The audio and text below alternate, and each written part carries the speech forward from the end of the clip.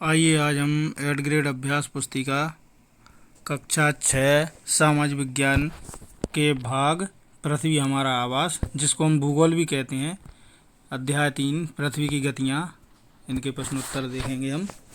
तो देखते हैं पहला प्रश्न क्या है। ये देखिए ध्यान से, प्रश्न क्रमांक 1, यानी ये जो प्रश्न है ये विकल्पीय प्रश्न है, बहुविकल्पीय। एक प्रश्न के 4 उत्तर हैं, जिनमें से एक सही है, उस पे हमको सही का चिन्ह लगाना है। तो आइए देखते हैं पहला प्रश्न। पहला प्रश्न है, लीप वर्ष में फरवरी माह में दिनों की संख्या होती है। तो इसके विकल्प हैं, ए है 28, बी है 30, सी 29, डी 31।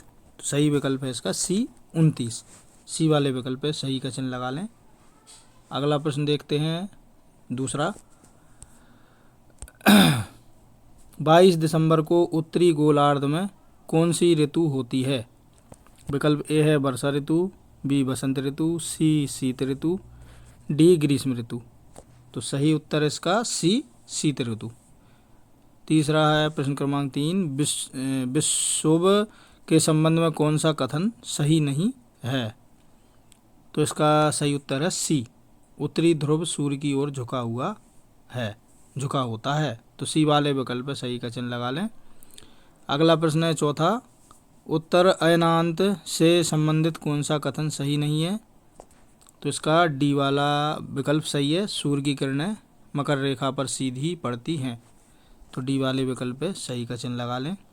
अगला प्रश्न पांचवा, पृथ्वी अपने अक्ष पर एक चक्कर पूरा करने में लगभग समय लेती है।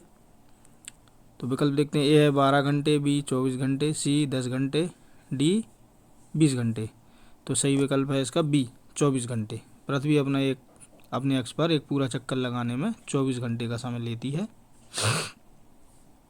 अब ये आगे रिक्त स्थानों की पूर्ति करना है। प्रश्न क्रमांक 6, रिक्त स्थानों की पूर्ति कीजिए।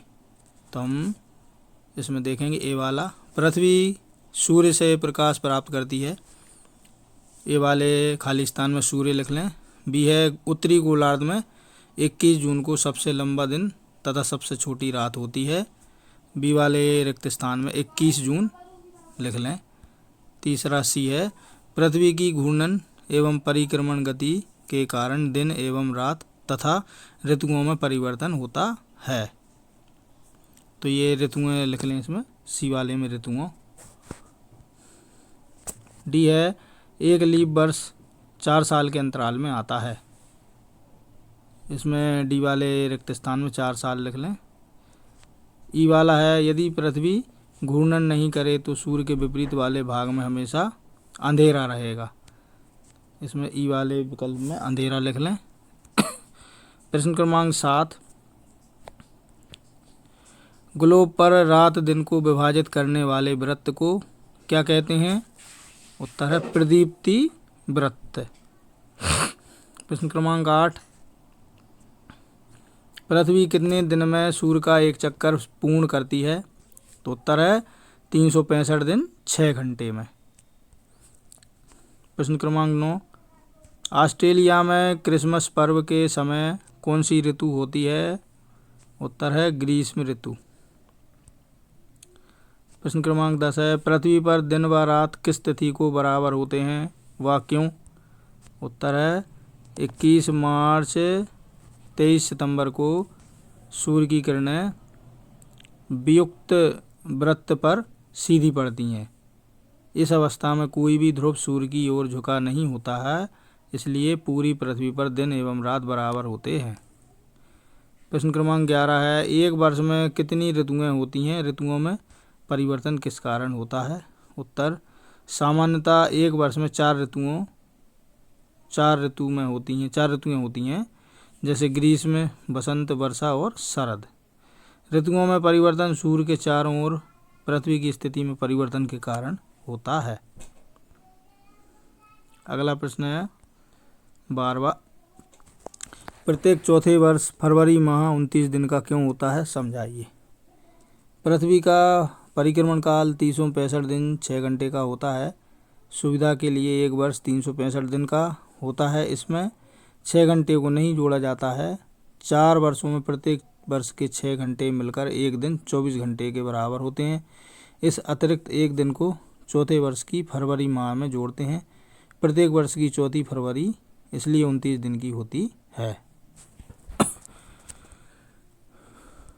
प्रश्न क्रमांक 13, पृथ्वी पर उत्तर अयनांत एवं दक्षिण अयनांत की अवस्था कब होती है? उत्तर इसका 21 जून को उत्तर अयनांत तथा 22 दिसंबर को दक्षिणी अयनांत की स्थिति होती है। प्रश्न क्रमांक 11 है चौदह। प्रश्न क्रमांक 14, पृथ्वी की गतियों का वर्णन कीजिए। उत्तर है पृथ्वी की 2 गतियाँ होती हैं, एक घूर्णन और एक परिक्रमण। तो घूर्णन है, पृथ्वी का अपने अक्ष पर घूमना घूर्णन कहलाता है। दूसरी परिक्रमण, सूर्य के चारों ओर एक स्थिर कक्षा में पृथ्वी की गति परिक्रमण कहलाती है। प्रश्न क्रमांक 15, 23 सितंबर एवं 21 मार्च को उत्तरी गोलार्ध एवं दक्षिणी गोलार्ध में कौन कौन सी ऋतुएं होती हैं? उत्तर है 23 सितंबर को उत्तरी गोलार्ध में शरद ऋतु होती है, जबकि दक्षिणी गोलार्ध में बसंत ऋतु होती है। 21 मार्च को स्थिति इसके विपरीत होती है। अब देखिए अगला प्रश्न है 16, ऋतु परिवर्तन का नामांकित चित्र बनाइए। तो बच्चों ये चित्र आप अपनी पुस्तिका में से देख के बना सकते हैं और अपने शिक्षक की सहायता लें इस चित्र के लिए। ऋतु परिवर्तन का जो चित्र है ये अपने शिक्षक की सहायता से आप इसको बनाएं और पुस्तक में से देख के इसको आप आसानी से बना सकते हैं। इसी के साथ हमारा ये अध्याय 3 यहाँ पर समाप्त होता है।